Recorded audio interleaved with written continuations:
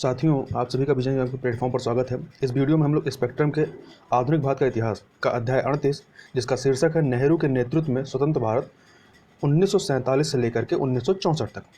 इस चैप्टर को हम लोग यहाँ पढ़ेंगे। चूँकि यह चैप्टर थोड़ा लंबा है, इसलिए हम लोग इसको 2 पार्ट में करेंगे। तो यह जो है इसका पहला पार्ट है। तो प्रारंभ करते हैं चैप्टर को। जवाहरलाल नेहरू भारत के प्रथम प्रधानमंत्री थे और स्वतंत्रता पूर्व और पश्चात की भारतीय राजनीति में केंद्रीय व्यक्तित्व थे। महात्मा गांधी के संरक्षण में वे भारतीय स्वतंत्रता आंदोलन के सर्वोच्च नेता के रूप में उभरे और 1947 में भारत के एक स्वतंत्र राष्ट्र के रूप में स्थापना से लेकर के 1964 तक भारत का शासन संभाला। वह आधुनिक भारतीय राष्ट्र राज्य, जो कि एक संप्रभु, समाजवादी, धर्मनिरपेक्ष और लोकतांत्रिक गणतंत्र था, इसके वास्तुकार माने जाते हैं। नेहरू के प्रतिनिधित्व काल 1947 से लेकर 1964 के दौरान भारत में निर्णयों के समस्त पहलुओं पर नेहरू के प्रभाव के कारण इस काल को प्रायः नेहरू युग कहा जाता है। तो यदि पूछा जाए नेहरू कौन सा है, तो 1947 से लेकर 1964 तक का काल। नेहरू युग के विभिन्न पहलुओं का संक्षिप्त सर्वेक्षण एवं घटनाक्रम निम्न प्रकार है। इसमें सबसे पहले बात करते हैं आर्थिक विकास हेतु नियोजन की अवधारणा के संबंध में। तो दीर्घकालीन औपनिवेशिक शासन के फलस्वरूप भारत को स्वतंत्रता प्राप्त के बाद एक ऐसी अर्थव्यवस्था विरासत में मिली जिसमें सीमित औद्योगिकरण, निम्न कृषि उत्पादन, अल्प प्रति व्यक्ति आय तथा मंद आर्थिक विकास गति जैसी नकारात्मक विशेषताएं मौजूद थीं। अशिक्षा, संकीर्णता तथा सामाजिक असमानता इसके अन्य प्रमुख तत्व थे। स्वतंत्रता प्राप्त के बाद राजनीतिक नेतृत्व द्वारा परिस्थितियों एवं जनाकांक्षाओं को ध्यान में रखते हुए विकास के 4 लक्ष्य परिचित किए गए या घोषित किए गए। कौन कौन से? पहला था आयात और विदेशी सहायता पर भारत की निर्भरता को कम करना। दूसरा, पूंजी निर्माण एवं संसाधनों का प्रसार करना। तीसरा, सामाजिक एवं क्षेत्रीय असमानता का उन्मूलन करना। तथा चौथा था जन सामान्य हेतु पर्याप्त एवं न्यूनतम जीवन स्तर की उपलब्धि सुनिश्चित करना। उपयुक्त लक्ष्यों की प्राप्ति हेतु राजनीतिक नेतृत्व के पास 2 विचारधाराओं, पहला पूंजीवादी और साम्यवादी पर आधारित शासन प्रणालियों को अपनाने के विकल्प मौजूद थे। किंतु मतलब ये 2 अवधारणाएं थी, या तो पूंजीवाद की तरफ जाएं या साम्यवाद की तरफ जाएं। किंतु पूंजीवादी व्यवस्था में व्याप्त असमानता तथा साम्यवादी शासन की निरंकुशता ने भारतीय नेतृत्व को तीसरे रास्ते का चुनाव करने को प्रेरित किया। जवाहरलाल नेहरू के प्रभाव के अंतर्गत लोकतांत्रिक व्यवस्था में आर्थिक नियोजन को लागू करने के नए प्रयोग को अपनाने का निर्णय किया गया, जिसमें विकास और समता के उद्देश्यों को शांतिपूर्ण तरीके से प्राप्त किया जाना था। अब बात करते हैं नियोजन संबंधी जो प्रारंभिक प्रयास किए गए उनके संबंध में। तो कांग्रेस ने 1938 में राष्ट्रीय योजना समिति का गठन किया था, जिसके अध्यक्ष जवाहरलाल नेहरू थे। तो इस समय जो कांग्रेस का अधिवेशन हुआ था उसके अध्यक्ष कौन थे? तो जो उस समय सुभाष चंद्र बोस अध्यक्ष थे। और यह जो कमेटी बनाई गई थी राष्ट्रीय योजना समिति, इसका जो अध्यक्ष बनाया गया था जवाहरलाल नेहरू को बनाया गया था। समिति द्वारा तैयार की गई रिपोर्टों में मूलभूत उद्योगों के सार्वजनिक स्वामित्व, बड़े और लघु उद्योगों के मध्य समन्वय, क्षतिपूर्ति देकर जमींदारी प्रथा के उन्मूलन, नियोजन में कृषि क्षेत्र को आवश्यक रूप से शामिल करने तथा सहकारी खेती के विस्तार आदि की सिफारिशें की गईं। 1944 में भारत के 8 बड़े उद्योगपतियों ने आर्थिक विकास का एक दस्तावेज तैयार किया, जिसे बम्बई योजना कहा जाता है। तो याद रखिएगा बम्बई योजना क्या है, यह पूछा जाता है कि बम्बई योजना क्या है। तो बम्बई योजना जो है, या 1944 में भारत के 8 बड़े उद्योगपतियों ने आर्थिक विकास का जो दस्तावेज तैयार किया था, उसे ही बम्बई योजना कहते हैं। आचार्य श्री मन्ना नारायण द्वारा गांधीवादी योजना के माध्यम से 10 वर्ष में लोगों को जीवन की मूलभूत सुविधाएं उपलब्ध कराने का दावा किया गया। तो यह भी प्रश्न बनेगा कि गांधीवादी योजना किसके द्वारा बनाई गई थी? तो आचार्य श्री मन्ना नारायण के द्वारा। 40% एम एन राय ने भी जनता योजना का प्रस्ताव रखा, जिसमें सरकारी खेती और भूमि के राष्ट्रीयकरण पर बल दिया गया। जयप्रकाश नारायण की सर्वोदय योजना भी विकास के गांधीवादी मॉडल पर आधारित थी। तो यहाँ 3 योजनाओं के नाम याद रखिएगा। किसने किसने? गांधीवादी योजना संबंधित कौन थे? आचार्य श्री मन्ना नारायण, और आपकी जनता योजना से एम एन राय, और सर्वोदय योजना से जयप्रकाश नारायण संबंधित थे। इस प्रकार विकास की इन विभिन्न योजनाओं के द्वारा भारत में नियोजन के कई प्रारूप उभर कर आए, जिन्होंने स्वतंत्रता प्राप्ति के बाद राजनीतिक नेतृत्व को नियोजन संबंधी नीति निर्माण हेतु प्रचुर आधार सामग्री उपलब्ध कराई। अब बात कर लेते हैं स्वातंत्र्योर प्रारंभिक प्रयास, मतलब स्वतंत्रता के बाद के जो प्रारंभिक प्रयास किए गए उनके बारे में।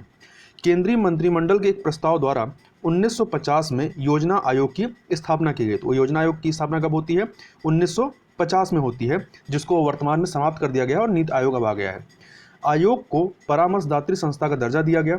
आयोग को 7 दायित्व निभाने थे। पहला, भारत के भौतिक, पूंजीगत तथा मानवीय संसाधनों का आकलन करना। दूसरा, इन संसाधनों के प्रभावी एवं संतुलित उपयोग के लिए योजना तैयार करना। तीसरा, विकास की राष्ट्रीय प्राथमिकताएं निर्धारित करना, विकास की स्थितियों को परिभाषित करना तथा संसाधनों के वितरण हेतु सुझाव देना। चौथा था योजना के सफल क्रियान्वयन हेतु आवश्यक शर्तों का निर्धारण करना। पांचवां, योजना के प्रत्येक चरण के कार्यान्वयन हेतु अपेक्षित प्रशासन तंत्र सुनिश्चित करना। छठा, योजना क्रियान्वयन द्वारा हासिल की गई प्रगति का समय समय पर मूल्यांकन करना तथा नीतियों और मापदंडों में अपेक्षित सुधारों की सिफारिश करना। और सातवां था स्वयं की प्रभावी कार्यशीलता, बदलती आर्थिक परिस्थितियों, चालू नीतियों, कार्यक्रमों व मापदंडों तथा केंद्र एवं राज्य सरकारों द्वारा प्रेषित किसी समस्या आदि विषयों के संबंध में अपनी सिफारिश देना।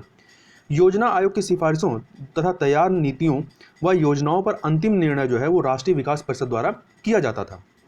मतलब जो निर्णय योजना आयोग करती थी उस पर जो अंतिम निर्णय वो होता था, निर्णय वो किसके द्वारा किया जाता है? राष्ट्रीय विकास परिषद के द्वारा, जिसकी स्थापना जो है 6 अगस्त 1952 को की गई। तो इस प्रकार क्रम लगाएंगे तो 1950 में आपका योजना आयोग आता है, उसके बाद 6 अगस्त 1952 को आपका ये राष्ट्रीय विकास परिषद आता है।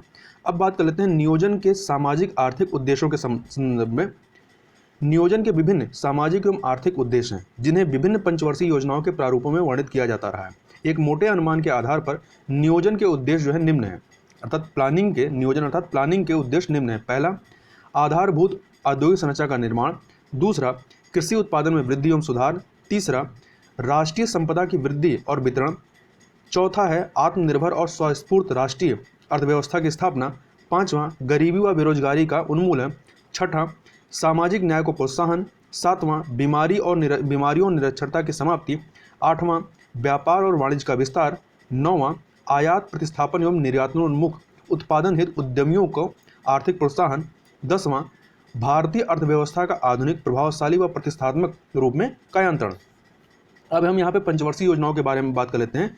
चूंकि 12 पंचवर्षीय योजनाएं हैं तो एक एक करके सबकी बात कर लेते हैं। सबसे पहले प्रथम पंचवर्षीय योजना, जिसका जो कार्यकाल रहा या टाइम पीरियड जो रहा है 1951 से लेकर के 1956 तक, इसमें प्रथम पंचवर्षीय योजना चलती है। तो प्रथम योजना में सर्वांगीण राष्ट्रीय विकास के साथ साथ शरणार्थी पुनर्वास, खाद्य आत्मनिर्भरता, मुद्रास्फीति नियंत्रण जैसे तात्कालिक लक्ष्यों का चुनाव किया गया। इस योजना को लक्ष्यों की प्राप्ति में सफलता प्राप्त हुई। द्वितीय पंचवर्षीय योजना ये 1956 से लेकर के 61 तक रहती है। इस योजना में भारी एवं मूलभूत उद्योगों के विकास एवं विस्तार को प्राथमिकता दी गई, जो समाजवादी अर्थव्यवस्था स्थापित करने की दिशा में उठाया गया एक महत्वपूर्ण कदम था। दूसरी योजना के अनेक लक्ष्यों को पूंजी अभाव के कारण प्राप्त नहीं किया जा सका, फिर भी इसे सीमित सफलता प्राप्त हुई। अब बात कर लेते हैं तृतीय पंचवर्षीय योजना की, जो कि आपकी 1961 से लेकर के 1966 तक थी। तीसरी योजना में कृषि को पुनः सर्वोच्च प्राथमिकता देने हेतु स्वस्फूर्त एवं निर्भर अर्थव्यवस्था का लक्ष्य तय किया गया। किंतु भारत चीन युद्ध जो कि 1962 में होता है तथा भारत पाकिस्तान युद्ध जो कि 1965 में होता है के कारण योजना की प्राथमिकताओं को रक्षा जरूरतों तक सीमित होना पड़ा। 1965-66 में बड़े भयंकर अकाल ने पूर्णतः इस योजना को विफल बना दिया। तो इस प्रकार का आपकी तीसरी पंचवर्षीय योजना जो है पूरी तरीके से विफल थी। अतः तीसरी योजना के दौरान भारतीय नियोजन प्रणाली को गंभीर संकटों व अवरोधों का सामना करना पड़ा, क्योंकि तीन चीजें हुई।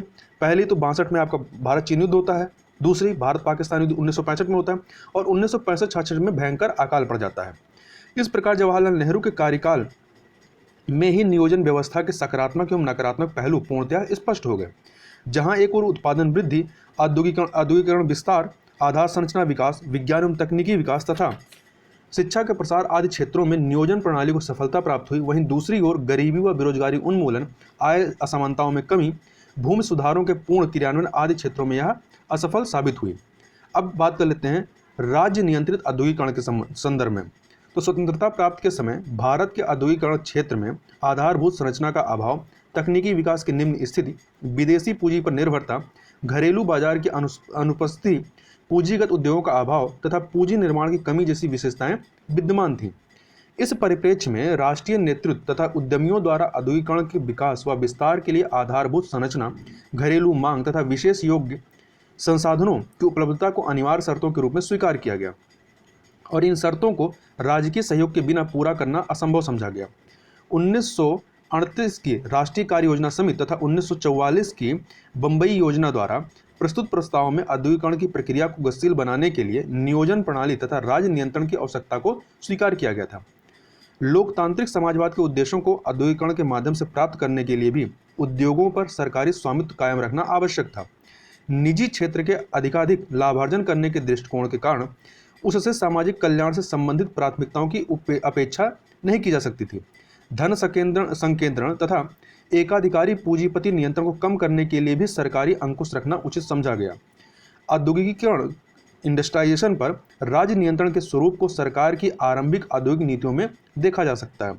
तो पहली औद्योगिक नीति की बात करते हैं, ये आती है आपकी 1948। तो 1948 की औद्योगिक नीति ये स्वतंत्र भारत की प्रथम औद्योगिक नीति थी। इस नीति में मिश्रित अर्थव्यवस्था के अंतर्गत आगामी वर्षों में राज्य द्वारा अपने नियंत्रणाधीन नवीन उत्पादक इकाइयों की स्थापना की घोषणा की गई। निजी तथा सार्वजनिक क्षेत्र को संयुक्त रूप से कार्य करना था, तो इसीलिए क्या थी, मिश्रित अर्थव्यवस्था थी। निजी क्षेत्र को देश की सामान्य औद्योगिक नीति के अंतर्गत अपनी गतिविधियां संचालित करनी थी।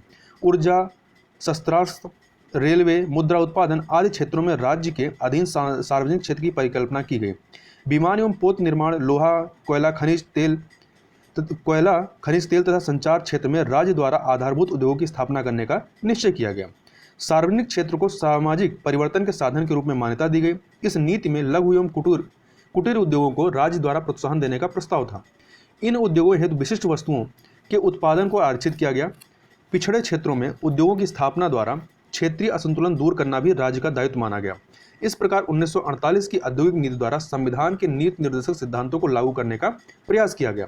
अब बात कर लेते हैं 1956 की औद्योगिक नीति के बारे में। तो इस नीति के प्रस्ताव में उद्योगों को 3 वर्गों में विभाजित किया गया।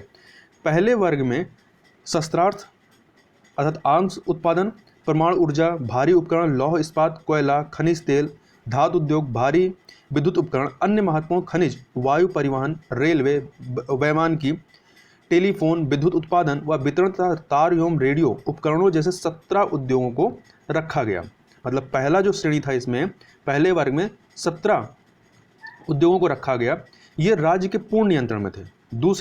दूसरे वर्ग में अन्य अलोह, धातु व एल्युमिनियम, अन्य खनिज उद्योग, लौह, मिश्रित धातु एवं औजारी इस्पात, प्रतिजैविक व अन्य औषधि, रसायन उद्योग, उर्वरक, संश्लिष्ट रबड़, सड़क परिवहन व समुद्री परिवहन, कोयले का कार्बनीकरण तथा रासायनिक अपशिष्ट जैसे 12 उद्योगों को शामिल किया गया।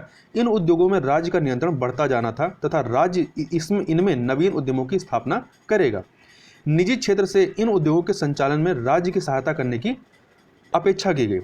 तीसरी जो कैटेगरी थी, शेष सभी उद्योग निजी क्षेत्र के हाथों में सौंप दिए गए, किंतु इस वर्ग के उद्योगों को भी सामाजिक उद्देश्यों एवं नियंत्रण विधानों के अधीन कार्य करना था। तो ये जो 3 वर्ग थे, पहले वर्ग में क्या था, 17 उद्योग थे जो पूरी तरीके से राज्य के नियंत्रण में थे। दूसरा वर्ग जिसमें कि आपके 12 उद्योग थे, तो इसमें धीरे धीरे करके राज्य का जो नियंत्रण बढ़ना था। और जो तीसरा वर्ग था जिसको निजी क्षेत्र को सौंप दिया गया था। इस औद्योगिक नीति में स्पष्ट किया गया कि निजी क्षेत्र और सार्वजनिक क्षेत्र आपस में पृथक या विरोधी नहीं है, बल्कि परस्पर पूरक है। निजी क्षेत्र की आशंका का समाधान करने के लिए राज्य द्वारा पूंजी समर्थन, राजकोषीय उपायों तथा संचार व ऊर्जा सुविधाओं के माध्यम से निजी क्षेत्र के विकास को पर्याप्त समर्थन दिया गया। नीति में राज्य के सरकारी व निजी दोनों इकाइयों के प्रति न्यायपूर्ण व भेदभाव रहित व्यवहार को सुनिश्चित किया गया। इसमें लघु व कुटीर उद्योगों के प्रोत्साहन, प्रादेशिक असमानता की समाप्ति तथा श्रमिक सुविधाओं के विस्तार की सिफारिशें भी की गई, जिन्हें पूरा करना राज्य के नियंत्रण के बगैर असंभव था। अब बात कर लेते हैं पंचवर्षीय योजनाओं के अधीन जो औद्योगिकरण होता है, इंडस्ट्रियलाइजेशन होता है, उसके बारे में। प्रथम योजना में प्रत्यक्ष औद्योगिकरण प्रयासों के स्थान पर आधारभूत संरचना एवं कृषि तथा सिंचाई के विकास पर जोर दिया गया, ताकि आगामी समय में किए जाने वाले तीव्र औद्योगिकरण हेतु सुगम पृष्ठभूमि निर्मित की जा सके। विभिन्न उद्योगों की विकास दर प्रथम योजना काल में संतोषजनक रही। इसी काल में सिंदरी उर्वरक कारखाना, चितरंजन का रेल इंजन कारखाना, integral coach factory, penicillin factory, Bharat telephone उद्योग आदि की स्थापना की गई। तो याद रखिएगा, इनकी स्थापना प्रथम पंचवर्षीय योजना के दौरान की जाती है। द्वितीय योजना काल में निर्धारित औद्योगिकरण का लक्ष्य जो है वो 1956 की औद्योगिक नीति से प्रेरित था। योजना के कुल विनियोग का 27% अंश जो है वो उद्योग क्षेत्र के लिए निश्चित किया गया। राज्य द्वारा राउरकेला, भिलाई तथा दुर्गापुर स्थित इस्पात कारखानों के अतिरिक्त विभिन्न उद्योग क्षेत्रों में अनेक उत्पादक इकाइयां स्थापित की गईं। इस काल में छोटे उद्यमकर्ता समूह का तेजी से विस्तार हुआ, जिससे पूंजी एकाधिकार की प्रवृत्तियों में आंशिक रूप से कमी आई। तो याद रखिएगा, जो आपके राउरकेला, भिलाई तथा दुर्गापुर स्थित इस्पात कारखाने रहे हैं वो द्वितीय पंचवर्षीय योजना के अंतर्गत स्थापित किए गए थे। तृतीय योजना काल की बात करें तो तृतीय योजना काल में औद्योगिक क्षेत्र के विकास या विस्तार के साथ साथ मशीन निर्माण, उत्पादन, तकनीकी कौशल एवं प्रबंधकीय दक्षता में सुधार लाने पर बल दिया गया। योजना काल के दौरान सार्वजनिक क्षेत्र को केंद्रीय स्थान प्रदान किया गया। योजना काल के दौरान ऑटोमोबाइल, डीजल इंजन, बिजली ट्रांसफार्मर, मशीनी उपकरण आदि क्षेत्रों में काफ़ी प्रगति हुई। अब हम लोग बात कर लेते हैं उद्योग विकास एवं विनियमन अधिनियम 1951 के बारे में। उद्योग विकास एवं विनियमन अधिनियम 1951, इस अधिनियम के माध्यम से सरकार को मध्यम एवं बड़े औद्योगिक उपक्रमों की स्थापना के लिए लाइसेंस जारी करने का अधिकार प्रदान किया गया। सरकार को उत्पादन की मात्रा, आयात निर्यात कोटा, मजदूरी, मूल्य एवं वेतन के निर्धारण की शक्ति भी प्राप्त हुई। सरकार के इन अधिकारों को उद्योगों के विकेंद्रीकरण तथा उपभोक्ता व श्रमिकों के हित संरक्षण की दृष्टि से औचित्यपूर्ण सिद्ध किया गया। सरकार द्वारा विदेशी व्यापार घरानों तथा बहुराष्ट्रीय निगमों की गतिविधियों को भी विभिन्न कानूनों के माध्यम से नियंत्रित करने का प्रयास किया गया। इस प्रकार स्वतंत्रता प्राप्ति के बाद के 1.5 दशक में लोकतांत्रिक समाजवाद के आदर्शों के अनुरूप मिश्रित अर्थव्यवस्था के अंतर्गत औद्योगिकरण की जो प्रक्रिया आरंभ की गई, उसमें राज्य के नियंत्रण को अनिवार्य तत्व माना गया। तत्कालीन नवीन अर्थव्यवस्था में आधारभूत क्षेत्रों को मात्र निजी एवं बाजारवादी आर्थिक शक्तियों के सहारे विकसित करना असंभव था और स्वयं निजी क्षेत्र भी इतना सामर्थ्यवान नहीं हो पाया था जो सामाजिक एवं आर्थिक पुनर्रचना हेतु उपेक्षित संसाधनों को जुटा सकने में समर्थ हो पाता। राज्य नियंत्रण के माध्यम से ही कृषि, ऊर्जा, परिवहन तथा संचार क्षेत्रों में संसाधनों का निवेश सुनिश्चित किया जा सकता था। इन आधारभूत सुविधाओं के विकास के बिना घरेलू बाजार का निर्माण तथा सामाजिक परिवर्तन का होना संभव नहीं था। इन सब कारणों से राज्य को औद्योगिकरण प्रक्रिया के नियंत्रण की बागडोर सौंपी गई और कतिपय असफलताओं के बावजूद राज्य द्वारा अपनी भूमिका को कुशलतापूर्वक निभाया गया। अब हम लोग बात कर लेते हैं भूमि एवं कृषि सुधार से संबंधित। तो स्वतंत्रता प्राप्त के उपरांत राजनीतिक नेतृत्व के समक्ष सबसे बड़ी चुनौती देश का सामाजिक एवं आर्थिक पुनर्निर्माण एवं विकास थी। भारत की 80% से भी अधिक जनसंख्या की आजीविका जो थी वो कृषि पर निर्भर होने के कारण कृषि को आर्थिक विकास से घनिष्ठ रूप से संबद्ध पाया गया। आज़ादी के बाद भारत को पिछड़ी हुई कृषि अर्थव्यवस्था विरासत में प्राप्त हुई, जिसके मुख्य लक्षण इस प्रकार थे: भू स्वामित्व के विभिन्न प्रकार, कुछ गिने चुने हाथों में भूमि का केंद्रीकरण, बिचौलियों की प्रभावशीलता, बहुसंख्यक गरीब किसानों का अस्तित्व, ग्रामीण बेरोजगारी, न्यून कृषि उत्पादन, तकनीकी सुविधाओं का अभाव, सामाजिक पिछड़ापन एवं भेदभाव, निम्न ग्रामीण जीवन स्तर तथा ग्रामीण क्षेत्रों में निरक्षरता, रूढ़िवाद, धर्मांधता व जातिवाद का वर्चस्व आदि इसमें इस समय प्रचलित थे, या ये इसके गुण या अवगुण जो भी कह सकते हैं ये इसमें व्याप्त थे। स्वतंत्रता प्राप्ति के बाद ग्रामीण जीवन और कृषि में सुधार करना नेतृत्व की प्राथमिकता सूची में सबसे ऊपर था। तत्कालीन समय में कृषि सुधार से जुड़ी 3 विचारधाराएं मौजूद थी। कौन कौन सी? पहली विचारधारा थी कि भारतीय साम्यवादी दल द्वारा भूमि के राष्ट्रीयकरण को अनिवार्य माना गया। दूसरा, विनोबा भावे के भूदान आंदोलन के अंतर्गत भूमि सुधारों को नैतिक दबाव के आधार पर तय करने का आह्वान किया गया। और तीसरा था आपका 1949 में कांग्रेस कृषि सुधार समिति के प्रतिवेदन में संघीय लोकतांत्रिक ढांचे के अधीन भूमि सुधार तथा सहकारी खेती पर बल दिया गया। पहली जो दो विचारधाराएं थे उन विचारधाराओं को कानूनी समर्थन के अभाव में अस्वीकार कर दिया गया। कौन सी? कि पहला था भारतीय साम्यवादी दल द्वारा भूमि के राष्ट्रीयकरण को अनिवार्य मानना, और दूसरा विनोबा भावे के भूदान आंदोलन के अंतर्गत भूमि सुधारों को नैतिक दबाव के आधार पर तय करने का आह्वान। तो इन दोनों को रिजेक्ट कर दिया गया तथा कांग्रेस की नीतियों के आधार पर ही कृषि सुधारों की प्रक्रिया को प्रारंभ करने का निश्चय किया गया। 1955 के आवड़ी अधिवेशन, कौन सा अधिवेशन? आवड़ी अधिवेशन में कांग्रेस द्वारा समाजवादी ढांचे के अंतर्गत कृषि क्षेत्र में सुधारों के निम्न उद्देश्य निश्चित किए गए। कौन कौन से?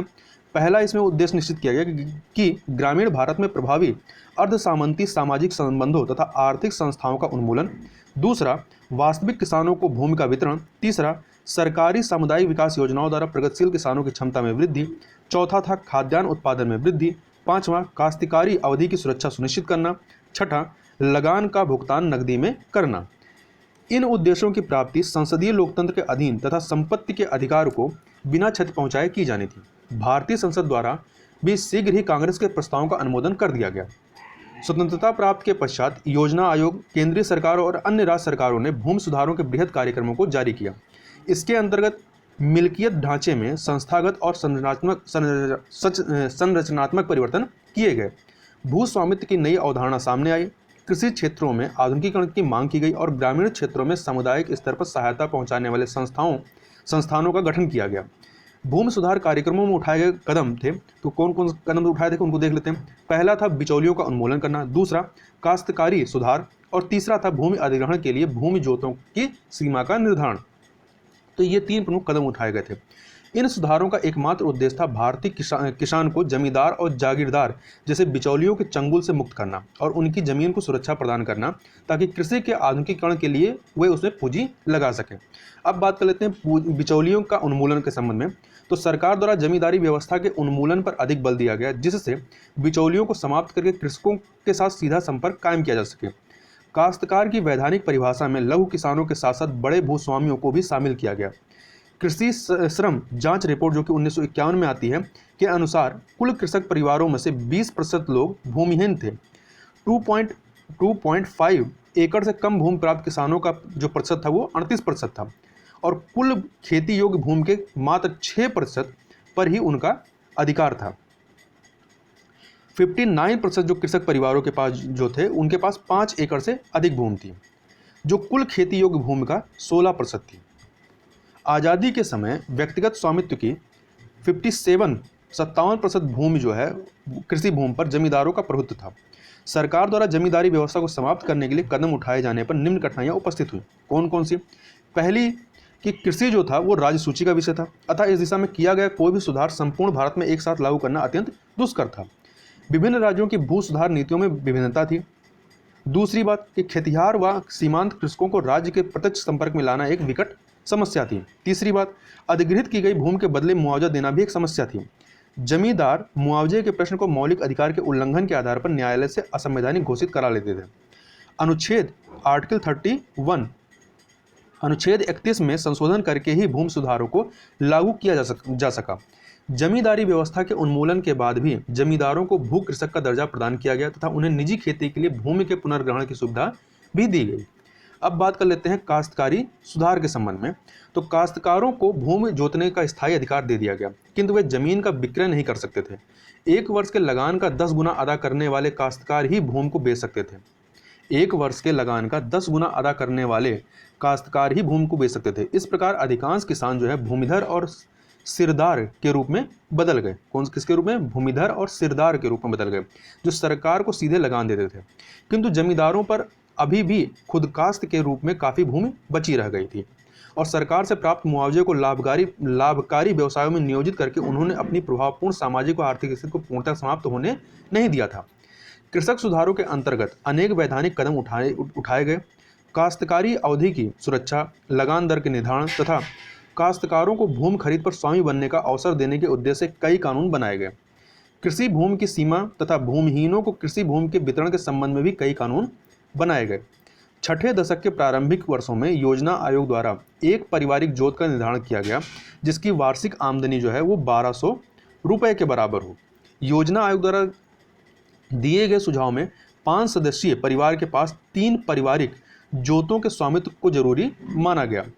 प्रथम 3 पंचवर्षीय योजना के प्रपत्रों में भी काश्तकारों की दशा सुधारने के संबंध में निम्न प्रावधान या निम्न प्रस्ताव मौजूद थे। कौन कौन से? पहला था भूमि का किराया कुल उत्पादन के 1/2 से लेकर के 1/4 स्तर से ज़्यादा ना हो। दूसरा, जिस भूमि के पुनर्ग्रहण की संभावना ना हो उसका स्वामित्व काश्तकार को सौंपा जाए। तीसरा, दूरस्थ जमींदारी को हतोत्साहित किया जाए। चौथा, व्यक्तिगत कृषि को प्रोत्साहन दिया जाए। अब हम लोग बात कर लेते हैं भूमि हदबंदी की। क्या है? भूमि हदबंदी। तो यह क्या है, इसको समझ लेते हैं। तो पंचवर्षीय योजनाओं में असमानता की समाप्ति तथा ग्रामीण क्षेत्रों में भूमिहीन किसानों को रोजगार उपलब्ध कराने के उद्देश्य से भूमि हदबंदी की आवश्यकता को स्वीकार किया गया। भूमि हदबंदी कानून 1950 के दशक में ही लागू हो गया। ये जो कानून था यह 1950 के दशक में ही लागू हुआ, किंतु इसका क्रियान्वयन विभिन्न राज्यों में अलग अलग समय पर हुआ। भूमि हदबंदी के उद्देश्यों को आंशिक सफलता ही मिल सकी, क्योंकि भूपतियों या भूमिपतियों ने अपनी शेष भूमि अपने रिश्तेदारों, मित्रों व अन्य लोगों के नाम पर कर दी थी। इस बेनामी हस्तांतरण ने भी भूमि हदबंदी कानूनों को एक सीमा तक अप्रभावी बना दिया। अन्य उपायों की बात करें तो अन्य उपाय में क्या थे? कृषि सुधारों के अंतर्गत भारी निवेश के द्वारा भूमि की उत्पादकता बढ़ाने पर भी जोर दिया गया। प्रथम पंचवर्षीय योजना में भूमि चकबंदी की व्यवस्थित शुरुआत की गई, जिसका उद्देश्य भूमि के उपविभाजन को रोकना था। 1957 के अंत तक 150 लाख एकड़ भूमि की चकबंदी हो चुकी थी। भूमि सुधारों के साथ ही संविधान के निर्देशक तत्वों आर्टिकल 40 के अधीन ग्राम पंचायत व्यवस्था लागू की गई, जो वयस्क और व्यापक मताधिकार पर आधारित थी। ग्रामीण पंचायतों द्वारा ग्रामीण स्तर के भूमि संसाधनों के नियंत्रण से ग्रामीण जीवन में एक सामाजिक और मनोवैज्ञानिक परिवर्तन की शुरुआत हुई। कृषि सुधारों के अंतर्गत सरकार ने कृषि उत्पादन में वृद्धि के लिए भी कई प्रयास किए। 1960 में गहन कृषि जिला कार्यक्रम, तो याद रखिएगा गहन कृषि जिला कार्यक्रम 1960 में आता है। तो कुछ राज्यों के चयनित जिलों में लागू किया गया गहन कृषि जिला कार्यक्रम को।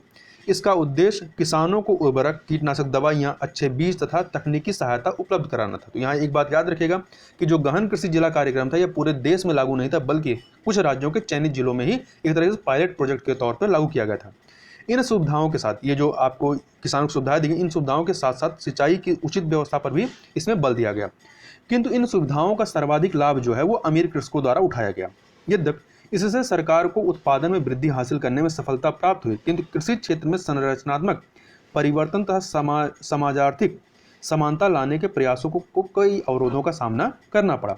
निष्कर्ष रूप में 1947 से लेकर 64, जो कि नेहरू काल था, के काल में कृषि सुधारों को लागू करने के अभूतपूर्व प्रयास किए गए, किंतु वे कृषि क्षेत्र में आमूल संरचनात्मक परिवर्तन लाने में अपर्याप्त रहे, जिसका कारण मूलतः तत्कालीन समाजार्थिक संरचना में निहित था। अब बात कर लेते हैं विज्ञान एवं प्रौद्योगिकी का विकास। तो नेहरू का विश्वास था कि भारत की समस्याओं के समाधान के लिए विज्ञान एवं प्रौद्योगिकी का विकास बेहद आवश्यक है। वैज्ञानिक नीति प्रस्ताव, जिसमें देश के आर्थिक, सामाजिक और सांस्कृतिक उन्नति में वैज्ञानिक एवं प्रौद्योगिकी की भूमिका स्पष्ट थी, लोकसभा द्वारा मार्च 1958 में पारित किया गया। लेकिन एसपीआर 1958 से पूर्व देश में कई वैज्ञानिक और प्रौद्योगिकी संस्थान स्थापित किए जा चुके थे। विज्ञान एवं वैज्ञानिक अनुसंधान के महत्व पर बल देते हुए नेहरू ने स्वयं वैज्ञानिक और औद्योगिक अनुसंधान परिषद अर्थात CSIR, तो याद रखिएगा CSIR की अध्यक्षता धारण की।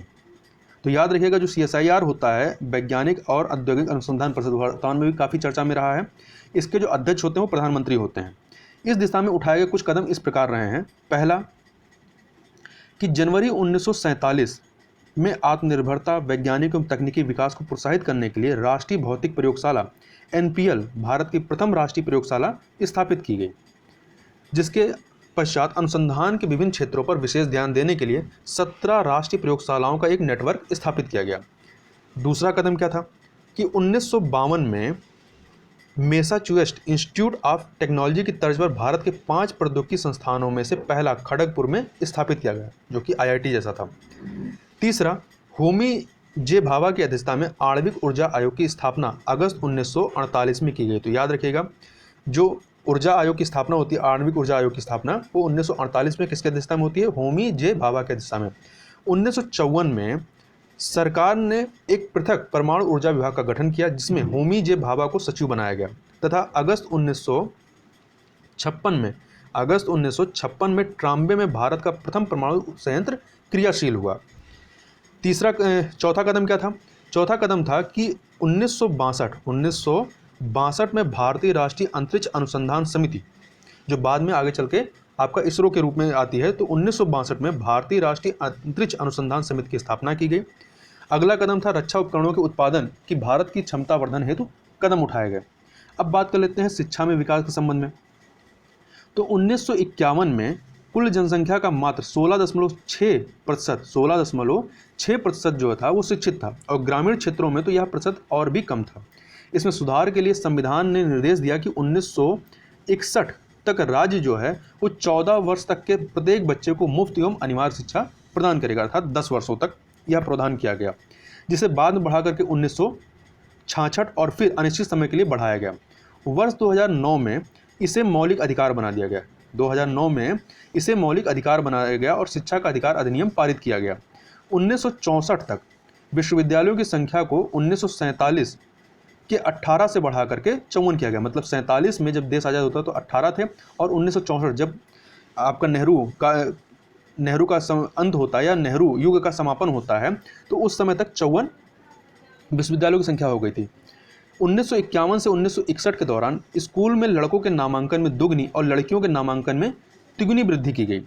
1949 में उच्च शिक्षा के लिए डॉक्टर एस राधाकृष्णन की अध्यक्षता में एक भारतीय विश्वविद्यालय शिक्षा आयोग स्थापित किया गया। आयोग की अनुशंसा पर 1953 में 1953 में विश्वविद्यालय अनुदान आयोग यूजीसी का गठन किया गया और 1956 में विश्वविद्यालय अनुदान आयोग अधिनियम पारित किया गया। मतलब यूजीसी गठन 1953 में हो जाता, परंतु जो इसके संबंध में जो अधिनियम एक्ट आता है वो आता है आपका 1956 में। माध्यमिक शिक्षा के विकास एवं सुधार के लिए सरकार ने डॉक्टर ए लक्ष्मण स्वामी मुदलियार की अध्यक्षता में 1952 में मुदलियार आयोग की नियुक्ति की। तो याद रखिएगा 1952 का जो मुदलियार आयोग है वो किससे संबंधित है? वो माध्यमिक शिक्षा के विकास एवं सुधार से संबंधित है।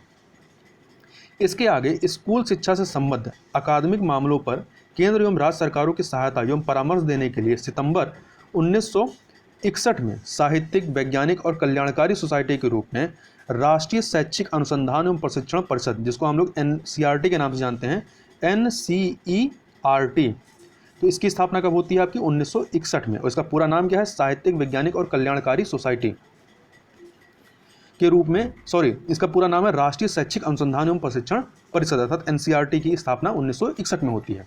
अब बात कर लेते हैं सामाजिक परिवर्तन के बारे में। तो वर्ष 1955 में भारत सरकार ने छुआछूत के व्यवहार को दंडनीय अपराध बनाने के लिए अस्पृश्यता विरोधी कानून बनाया। संविधान में शैक्षिक संस्थानों और सरकारी नियोजन में वंचित एवं कमजोर वर्गों के पक्ष में आरक्षण के संदर्भ में उल्लिखित उपबंधों को लागू किया गया। समाज में महिलाओं के समान अधिकारों के लिए संसद में 1951 में हिंदू कोड बिल प्रस्तुत किया गया। समाज के रूढ़िवादी वर्ग के तीव्र विरोध के बावजूद सरकार ने 4 पृथक अधिनियमों के रूप में विधेयक को पारित किया। इन अधिनियमों ने एकल विवाह की बात की और पुरुष एवं महिला दोनों को तलाक अधिकार दिया, सहमति और विवाह की आयु में वृद्धि की और महिलाओं को गुजारा भत्ता और पूर्वजों की संपत्ति में अधिकार दिया। लेकिन दुर्भाग्यवश समान आचार संहिता के अभाव में इन क्रांतिकारी कदमों के लाभ केवल हिंदू महिलाओं को प्राप्त हुए। अन्य धर्मों की महिलाएं, विशेष रूप से मुस्लिम धर्म में, अभी भी समानता प्राप्ति के लिए संघर्षरत हैं। अब बात कर लेते हैं भाषागत समस्याएं और राज्यों का भाषाई पुनर्गठन के बारे में। तो राष्ट्रीय भाषा को लेकर विचार विमर्श। तो स्वतंत्रता के समय भारत में 11 मुख्य भाषाएं थीं और प्रत्येक भाषा 1 मिलियन से अधिक लोगों द्वारा बोली जाती थी, अर्थात 10 लाख लोगों से ज़्यादा बोली जाती थी। औपनिवेशिक भारत में राजकीय भाषा के रूप में अंग्रेजी का प्रयोग होता था, लेकिन स्वतंत्रता के साथ यह प्रश्न पैदा हुआ कि अंग्रेजी को प्रतिस्थापित कर एक राष्ट्रीय या राजकीय भाषा स्वीकार की जाए। राष्ट्रीय एकीकरण के चलते गांधी ने हिंदुस्तानी को देश की राष्ट्रीय भाषा के रूप में प्रयोग करने की अनुशंसा की। नेहरू ने भी इस बात को माना कि हिंदुस्तानी में भाषा बनने की क्षमता है। भारी विद्रोह के चलते संविधान सभा की भाषा समिति ने एक समझौता सूत्र प्रस्तुत किया। समिति ने निर्णय किया कि देवनागरी लिपि में हिंदी जो है वो राजकीय भाषा होगी, लेकिन हिंदी भाषा की ओर संक्रमण क्रमिक होगा। प्रथम 15 वर्ष के लिए अंग्रेजी का प्रयोग सभी राजकीय कार्यों के लिए किया जाएगा और प्रत्येक प्रांत के भीतर राजकीय कार्य हेतु संविधान की 8वीं अनुसूची में सूचीबद्ध क्षेत्रीय भाषाओं में से एक भाषा का चयन करेगा। इस प्रकार समिति ने हिंदी को राष्ट्रीय की अपेक्षा राजकीय भाषा के तौर पर संदर्भित किया। संसद द्वारा 1963 में राजभाषा अधिनियम के माध्यम से भाषागत मामले को स्पष्ट किया गया, जिसमें कहा गया कि हिंदी 1965 से राजभाषा बनेगी। याद रखिएगा, यह राष्ट्रभाषा नहीं है बल्कि राजभाषा है। लेकिन गैर हिंदी भाषी लोगों को राहत के तौर पर अंग्रेजी को सह अतिरिक्त राजभाषा का दर्जा दिया गया। गैर हिंदी भाषी लोगों के बीच विशेष रूप से दक्षिण भारत में हिंदी के विरुद्ध प्रदर्शन एवं विरोध जारी रहा और 1964 के उत्तरार्ध और 1965 के पूर्वार्ध में भाषागत मामले पर दंगे भड़क उठे। राजभाषा संशोधन अधिनियम 1967 ने केंद्र एवं राज्य के मध्य किसी भी राजकीय संचार के लिए द्विभाषी अंग्रेजी और हिंदी समाधान प्रस्तुत किया और प्रांतीय प्रशासन पर और लोक सेवा परीक्षाओं में क्षेत्रीय भाषाओं को मान्यता देकर बहुभाषी रियायत प्रदान की। अब बात कर लेते हैं राज्यों का भाषाई पुनर्गठन के संबंध में। तो स्वतंत्रता प्राप्ति से पूर्व भारतीय राज्य क्षेत्रों को 2 वर्गों में विभक्त था। कौन कौन से? एक तो ब्रिटिश भारत और दूसरा देशी रियासतें। ब्रिटिश भारत में 9 प्रांत थे, जबकि देशी रियासतों की संख्या 600 थी, जिनमें 542 रियासतों को छोड़कर शेष पाकिस्तान राज्य में शामिल हो गई। 542 रियासतों में से 3 रियासतों जूनागढ़, हैदराबाद तथा जम्मू कश्मीर को भारत में विलय कराने में काफ़ी कठिनाइयों का सामना करना पड़ा। जूनागढ़ रियासत को जनमत संग्रह के आधार पर तब भारत में मिलाया गया जब उसका शासक पाकिस्तान चला गया।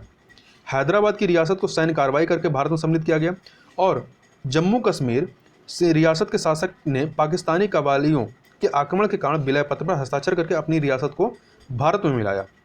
देशी रियासतों का भारत में विलय तत्कालीन गृह मंत्री सरदार वल्लभ भाई पटेल की दूरदर्शिता और साहसपूर्ण कूटनीतिक प्रयासों के कारण संभव हो पाया। स्वतंत्रता प्राप्ति के उपरांत ब्रिटिश प्रांतों एवं देशी रियासतों को एकीकृत करके भारत में राज्यों को 4 श्रेणियों में विभाजित किया गया, जो निम्नलिखित प्रकार हैं। पहली श्रेणी थी ए श्रेणी।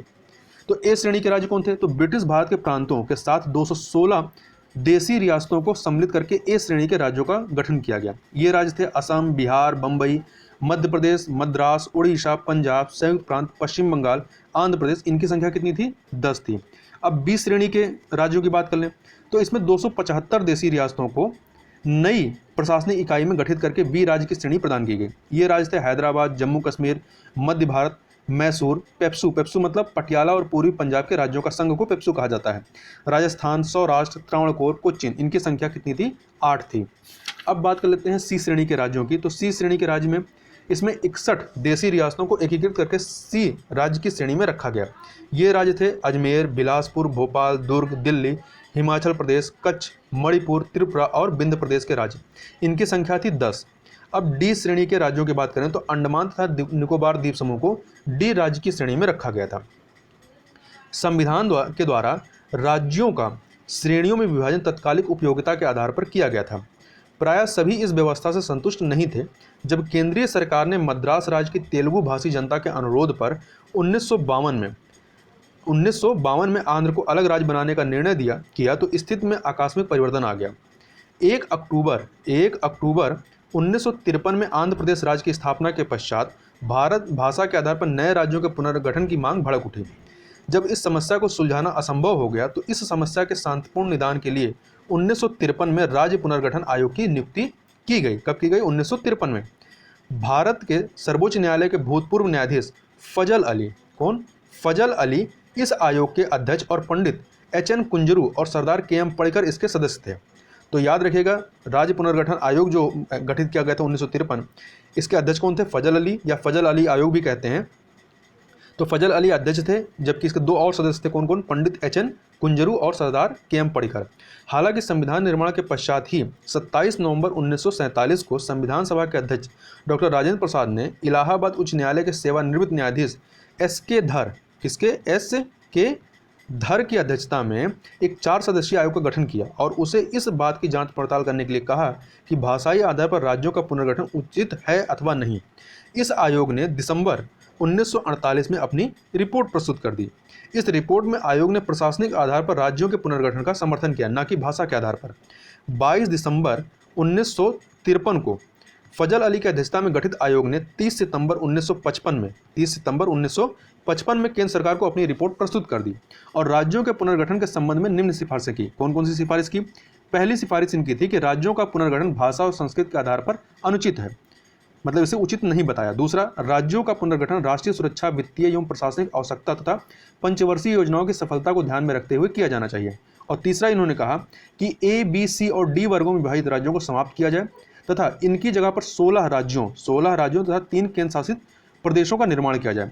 संसद ने इस आयोग की सिफारिशों को कुछ परिवर्तनों के साथ स्वीकार कर 1956 में राज्य पुनर्गठन अधिनियम पारित किया। इस अधिनियम के अंतर्गत भारत में 14 राज्य और 5 केंद्र शासित प्रदेश, कितने? 14 राज्य और 5 केंद्र शासित प्रदेश, जबकि इस समिति ने कितना कहा था? 16 राज्य और 3 केंद्र शासित प्रदेश। तो इन्होंने सरकार ने 14 राज्य और 5 केंद्र शासित प्रदेश की बात की। जिन 14 राज्यों का उल्लेख था वह थे आंध्र प्रदेश, असम, बिहार, बम्बई, वर्तमान में मुंबई है, जम्मू कश्मीर, केरल, मध्य प्रदेश, मद्रास को वर्तमान चेन्नई कहते हैं, मैसूर, उड़ीसा, पंजाब, राजस्थान, उत्तर प्रदेश और पश्चिम बंगाल। जिन 5 केंद्र शासित प्रदेशों का नाम थे वह थे दिल्ली, हिमाचल प्रदेश, मणिपुर, त्रिपुरा, अंडमान निकोबार द्वीप समूह। तो इसमें देखिए कहीं पर भी जम्मू कश्मीर का नाम नहीं था, मतलब केंद्र शासित प्रदेश के रूप में, जो कि वर्तमान में केंद्र शासित प्रदेश है। उस समय क्या था? ये जम्मू कश्मीर राज्य था। भारत में मौजूदा जो 29 राज्य हैं, वर्तमान इस समय जब तक है इसमें 29 राज्य की बात है, जबकि वर्तमान में कितने हैं? वर्तमान में 28 राज्य हैं। 28 राज्य क्यों हैं? क्योंकि जो जम्मू कश्मीर पहले राज्य हुआ करता था वह अब 2 भागों में बांट कर केंद्र शासित प्रदेश बना दिया गया है 5 अगस्त 2019 से, लद्दाख और जम्मू कश्मीर। तो 28 राज्य हो गए हैं और आपके 9 केंद्र शासित प्रदेश हो गए हैं। तथा जो लेटेस्ट राज्य की यदि बात करें कि नया सबसे लेटेस्ट राज्य कौन सा बना था, तो तेलंगाना राज्य जो है वो लेटेस्ट बना था। आंध्र प्रदेश पुनर्गठन अधिनियम 2014 के अंतर्गत यह 2 जून 2014 को अस्तित्व में आया था। तो यह कुछ चीज़ें थी जिनको हमने यहाँ पर चर्चा की। इससे आगे की चर्चा हम लोग नेक्स्ट वीडियो में करेंगे। तो मिलते हैं नए वीडियो में, तब तक के लिए बहुत बहुत धन्यवाद।